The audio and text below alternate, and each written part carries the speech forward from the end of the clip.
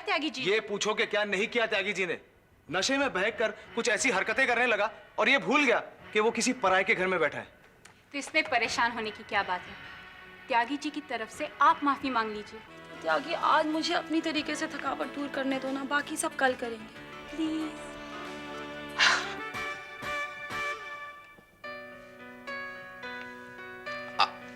आपका ही please pay तो हम राजपाट छोड़ता है। मैं तुम्हें कैसे भूल सकती हूँ अरुण? तुम ही तो हो जिसने मेरे दिल को धड़कना सिखाया, वरना वो कब का मर जाता। सूरज ने तो मेरी जिंदगी को एक तपता हुआ रेगिस्तान बना दिया था। एक अच्छाई 100 बुराइयों का मुंह तोड़ जवाब है। मेरी समझ में अभी तक नहीं आया मम्मी कि आखिर मेरी जमानत करवाने वाला कौन हो सकता है।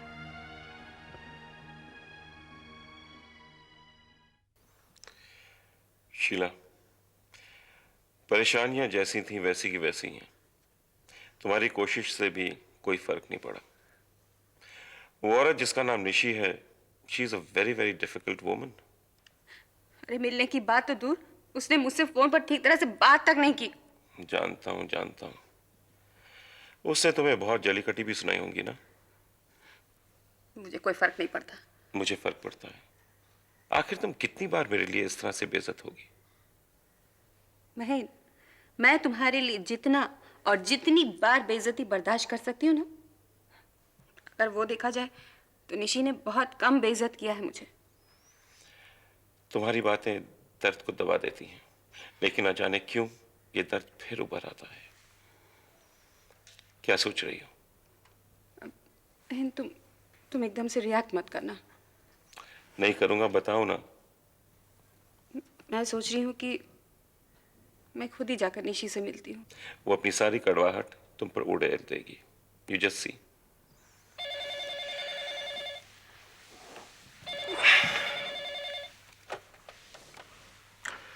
हेलो, कौन बंसल? निशी का वकील। हाँ कहिए मिस्टर बंसल, महेन मल्होत्रा बोल रहा हूँ। आपको मेरा खत मिला होगा महेन साहब। देखिए मिस्टर बंसल, आपके लेटर में काबिले तारीफ कोई ऐसी बात नहीं थी जो मैं आपको वापस फोन करता। महेन साहब, आप मुझसे काफी खफा से लगते हैं। खफा सा नहीं, बहुत ज्यादा खफा हूं। मिस्टर बंसल, लेटर लिखने का कोई सलीका होता है। क्या करूं महेन साहब, जब कानूनी भाषा में खत लिखा जाता है तो लोगों को बुरा लगता ही है, मजबूरी है। अपनी इस मजबूरी का जिक्र करने के लिए फोन किया है या ये जानने के लिए कि महेन मल्होत्रा डरा है या नहीं? अरे साहब, हमारी औकात कहां कि हम आपको डरा सकें। मैं तो खुद आपसे मिलना चाह रहा था, अगर आपके पास वक्त हो तो। वजह क्या है? वजह मिलने के बाद ही जान लीजिएगा। जी शुक्रिया। कल शाम 4 बजे सी साइड कॉफी शॉप में आपका इंतजार रहेगा। गुड नाइट महेन साहब।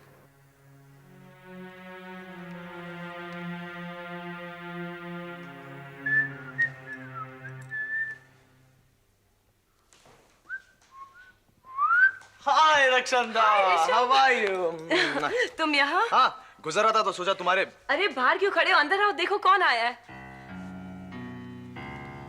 जब तुम दोनों एक दूसरे को जानते हो फिर ये खामोशी कैसी?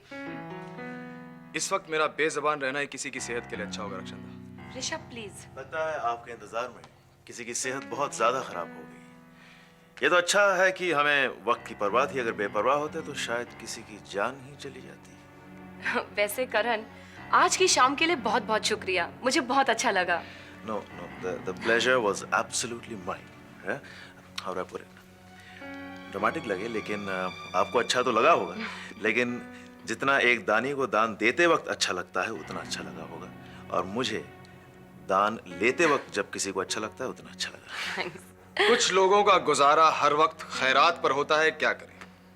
और कुछ लोग मैच खत्म हो जाने के बाद भी कमेंट्री चालू रखते हैं। Okay, sorry. Good night. Thanks Karan, good night. Rishabh बैठो ना। काफी देर से बैठा ही हुआ हूँ रक्षंदा। सॉरी ऋषभ, मुझे नहीं पता था तुम आने वाले हो। और मुझे भी नहीं पता था कि तुम कहीं जाने वाली हो। वो करण ने डिनर के लिए please spare me the details, okay? लेकिन ऋषभ, मैं तो तुम्हें सारे डिटेल्स दूंगी। Don't bother.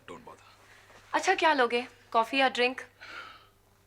कुछ नहीं, तुम चल के आराम करो, काफी थक गई होगी। और वैसे भी मेरे साथ फॉर्मेलिटीज करने की कोई जरूरत नहीं। मैं चलता हूँ Rukhsana, good night. Rishabh please बैठो ना। फिर कभी। और अगली बार से ये पता करके आऊंगा कि तुम्हारा प्रोग्राम क्या है।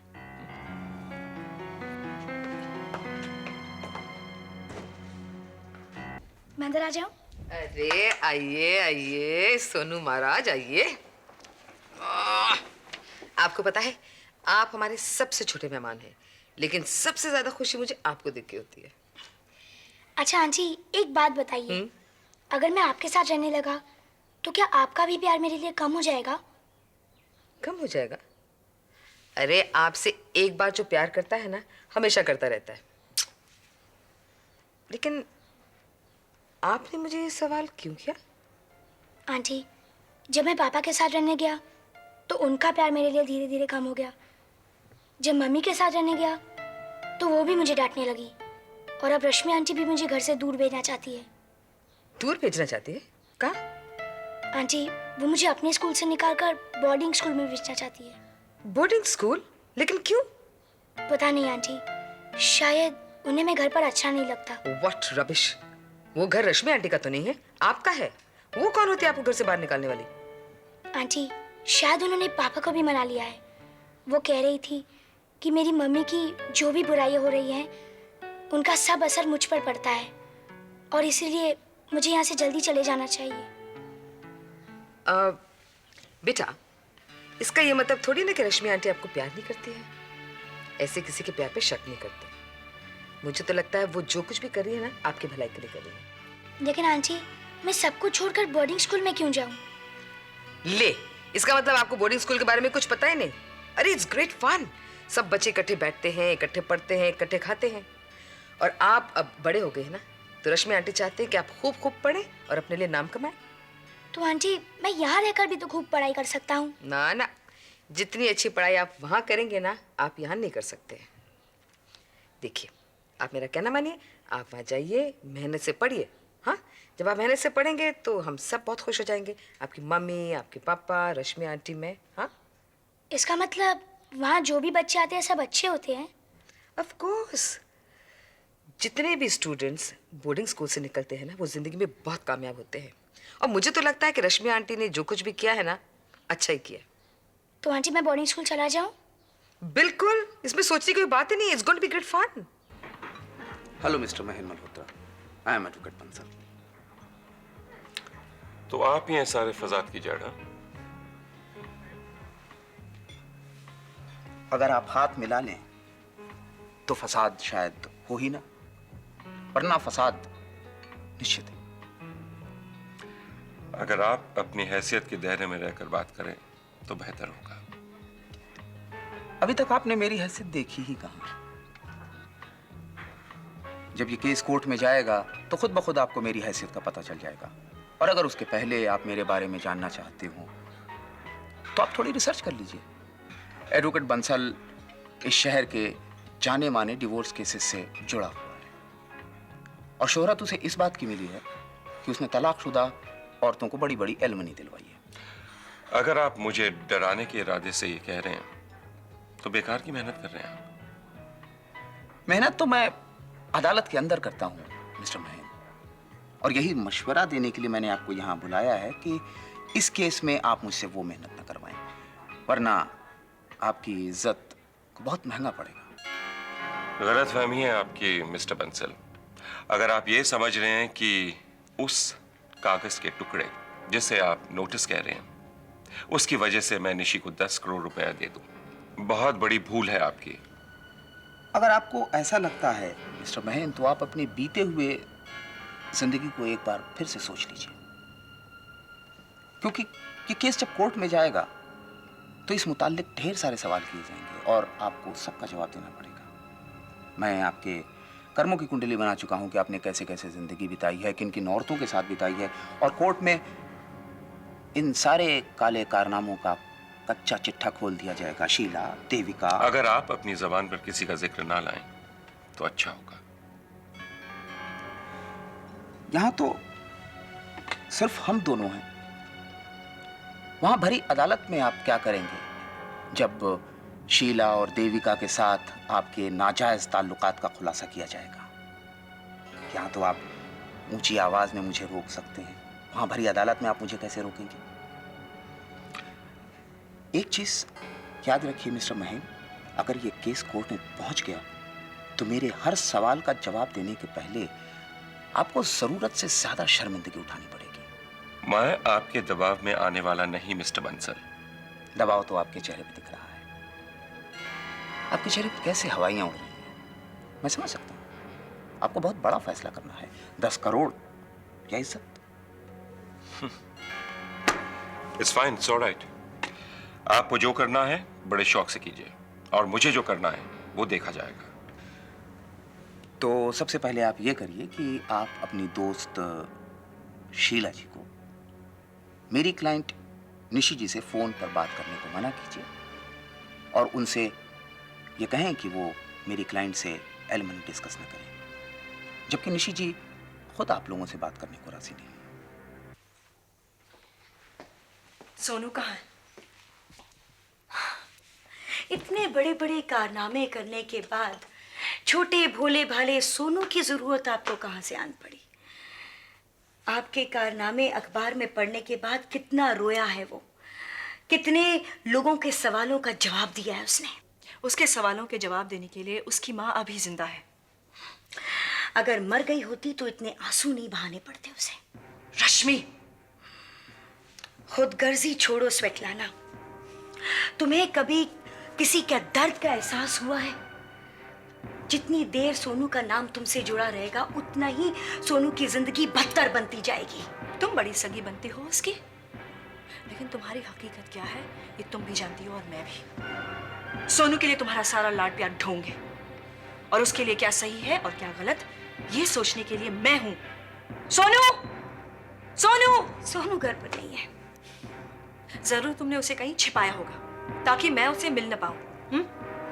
सोनू, सोनू बेटे, मैं इतनी बेरहम नहीं हूँ कि उसके पाँव में जंजीर बांधकर उसको रख दूं या उसके कानों में रुई डाल दूं। अगर वो घर पे होता तो जरूर नहीं आता। तुम किस हद तक गिर सकती हो ये भी मैं देख चुकी हूँ। सोनू बेटे यहाँ आओ प्लीज। अच्छा है कि सोनू घर पर नहीं है, वरना वो तुम्हारी आवाज सुनकर यहाँ कभी नहीं आता। अच्छे बुरे का फर्क करना वो समझ गया है। अगर वो इतना बड़ा होता कि अच्छे बुरे में फर्क करना जानता तो वो तुम्हें अपने पास कभी भटकने नहीं देता। जब से मैं सोनू की जिंदगी में आई हूँ वो तुम्हें अपने नजदीक फटकने नहीं देता। और यकीन मानो इस दौरान ना ही उसने तुम्हें कभी याद किया है और ना ही तुम्हारे बारे में उसने बात की है। पानी में सफेद रंग घोलकर उसे दूध बताना और माँ के दूध में बहुत फर्क होता है ना। यही फर्क है तुम में और मुझ में। तुम लाख कोशिश करो रश्मि, लेकिन सोनू को मुझसे कभी अलग नहीं कर पाओगी, क्योंकि सोनू ने मेरी कोख से जन्म लिया। उसकी रगों में मेरा खून बहता है। बाप के दर्जे में एक बार शक पैदा हो सकता है, लेकिन माँ के रिश्ते में कोई मिलावट नहीं कर सकता। ऊपर वाला तक नहीं तो तुम क्या शय हो। इन्हीं बेकार कोशिशों में तो तुम्हारी जिंदगी बीत जाएगी, लेकिन सोनू के जुबान से मेरे लिए माँ का लफ्ज तुम कभी मिटा नहीं पाओगी। मेरी अगली कोशिश तो सुनती जाओ। सोनू का दाखिला हमने पंचकनी के एक बोर्डिंग स्कूल में करवा दिया है। क्या? हाय। करण अंकल आप? हाय। हाय सोनू, आप तो करण अंकल को भूल गए बेटा। आप भी मुझे कहाँ याद करते हैं? शुरू रोज आप हमारे घर पर आया करते थे और वो सारी गेम्स जो हम खेलते थे। सॉरी। जब से जिंदगी ने मेरे साथ खेल खेलने शुरू किए हैं मैं सारे खेल भूल गया। सोनू, जब आप अपनी मम्मी के साथ रहते थे तब मैं आपकी मम्मी को जानता हूँ, इसलिए मैं वहां आता था और आपसे मिलता था। लेकिन अब आप डैडी के साथ रहते हैं, मैं डैडी को जानता नहीं हूँ, वहां आता नहीं हूँ, आपसे मिलता नहीं हूँ। ठीक है अंकल, आप एक दिन हमारे घर पर आइए, मैं आपको पापा से मिलवा दूंगा। ठीक है, पहली फुर्सत मिलते ही मैं तुम्हारे घर आऊंगा। हाँ हाँ, जब तक आपको फुर्सत मिलेगी ना हमारे सोनू बेटे को बिल्कुल फुर्सत नहीं रहेगी। क्यों? अरे गुड न्यूज नहीं सुनी? खुशखबरी, हमारा सोनू बेटा बोर्डिंग स्कूल जा रहा है। बोर्डिंग स्कूल जा रहा है? हाँ, ये सोनू की रश्मि आंटी का आइडिया है। इनका बहुत ख्याल रखती है ना। उनको लगता है कि इनको मेहनत करके पढ़ना चाहिए, और फिर यहाँ तो कुछ ना कुछ तो होते ही रहता है। सोनू की माँ को लेकर लोग बकवास करते हैं, असर तो बच्चे पे पड़ता है ना। नेवर माइंड सोनू, जो बच्चे बोर्डिंग स्कूल जाते हैं वो दुनिया के सबसे होशियार बच्चे होते हैं। देखा। कांग्रेट्स। Thank you uncle. अच्छा आंटी, अब मैं चलता हूँ। ओके बेटा, bye. Bye-bye. See you soon. Bye bye uncle.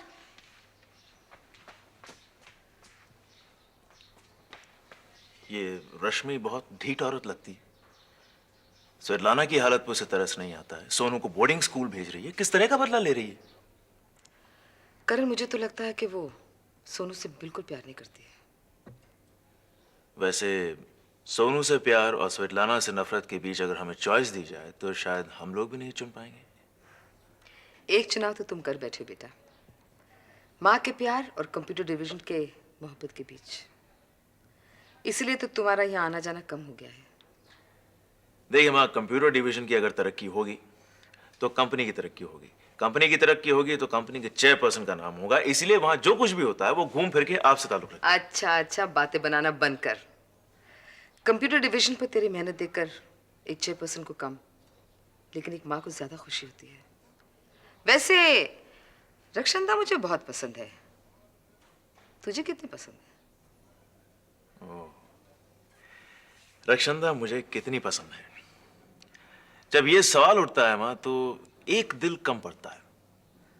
हाँ, क्योंकि अगर मैं उसे दो आंखों से देखता हूँ, दो कानों से सुनता हूँ, तो फिर उस मोहब्बत को महसूस करने के लिए मुझे कम से कम दो दिल चाहिए। लेकिन रक्षंदा को बताया है? उसे पता है? ये भी एक बहुत बड़ा प्रॉब्लम है माँ, क्योंकि अपनी इस बेपनाह मोहब्बत का इजहार करने के लिए कमबख्त जुबान भी एक ही है। अरे ऋषभ, आओ, तुम्हारा इंतजार कर रहे थे। मेरी इजाजत के बगैर तुम लोग सोनू को बोर्डिंग स्कूल नहीं भेज सकते हो। एडमिशन तो हो चुका है। रोनी को या सोनू को तुम्हारी इजाजत की जरूरत नहीं महसूस हुई। अब तक तो मैं जरा परेशान थी, इसलिए तुम लोग अपनी मनमानी करते रहे, लेकिन अब देखती हूँ कि तुम लोग अपने इरादों में कैसे कामयाब होते हो। किस इरादों की बात कर रही हो स्वेतलाना? तुम ये भूल रही हो कि रोनी सोनू का सगा बाप है और रोनी ने ही सोनू की परवरिश की है। रोनी जो कदम उठा रहा है सोच समझ के उठा रहा है सोनू के लिए, और तुम उसकी सोच और समझ पर हावी हो। वो वही करता है जो तुम उससे करवाना चाहती हो। तुम उसकी वजह अच्छी तरह जानती हो। तुम्हारे फर्ज जो इस घर में बनते हैं वो मैं पूरा कर रही हूँ। मैंने उस वक्त जो कुछ भी किया उसके लिए मुझे जरा भी अफसोस नहीं है, क्योंकि रोनी और मेरा रिश्ता गलत बुनियाद पर खड़ा था। केशव मेरी जिंदगी में आता या ना आता, रोनी मेरी जिंदगी में कभी नहीं रहता। तुम बार बार लौट कर रोनी की जिंदगी में क्यों चली आती हो? मैं रोनी के लिए नहीं, सोनू के लिए आती हूँ। तुम अपने गुनाहों का प्रायश्चित करने आती हो। तुम अच्छी तरह जानती हो दिल ही दिल में कि तुमने गुनाह किए हैं, चाहे तुम मानो ना मानो या बोलो ना बोलो। अच्छा, तो तुम मेरे दिल को मुझसे ज्यादा जानती हो। मैं तुम्हारी तरह नहीं हूं रश्मि कि दिल में कुछ और जुबान पे कुछ। मैं सोनू से इसलिए मिलने आती हूँ कि सोनू मेरा बेटा है और हमेशा रहेगा। अब तो सोनू पंचकनी में रहेगा, तुम्हारे परछाई से दूर। सोनू पंचकनी नहीं जाएगा। अपनी किसी रंजिश के फितूर में तुम एक बच्चे को उसकी दुनिया से अलग कर रही हो, क्योंकि उस बच्चे के लिए ये दुनिया खराब हो चुकी है और तुम्हारे इस काले कारनामों की वजह से उसका जीना हराम हो गया है। तुम अपनी सहूलियत के लिए कुछ भी सोचती रहो, लेकिन मैं पंचकनी जाकर प्रिंसिपल से बात करके सोनू का नाम वहां से कटवाऊंगी। जाओ, सोनू का चैन वहां भी खराब कर दो, और जब उस प्रिंसिपल से तुम सोनू के बारे में बात करोगी तो वो प्रिंसिपल सोनू के बजाय तुम्हारे इस कारनामे के बारे में बात करेगा। तुम दुनिया के सामने गिर चुकी हो और इसी वजह से हम लोग ने सोनू का दाखिला वहां पे करवा दिया है। तुम एक बच्चे को उसकी मां से अलग कर रही हो। अपने इन कर्मों के लिए तुम्हें बहुत खौफनाक सजा मिलेगी रश्मि। मुझे तो सजा मिलेगी जब मिलेगी, लेकिन तुम्हें सजा पहले मिलेगी।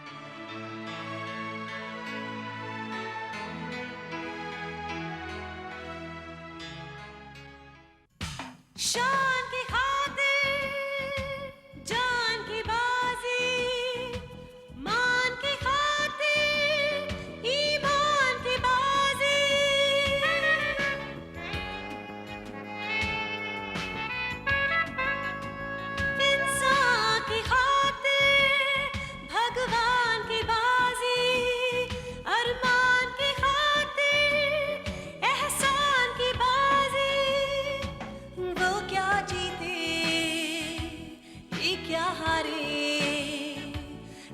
छोटा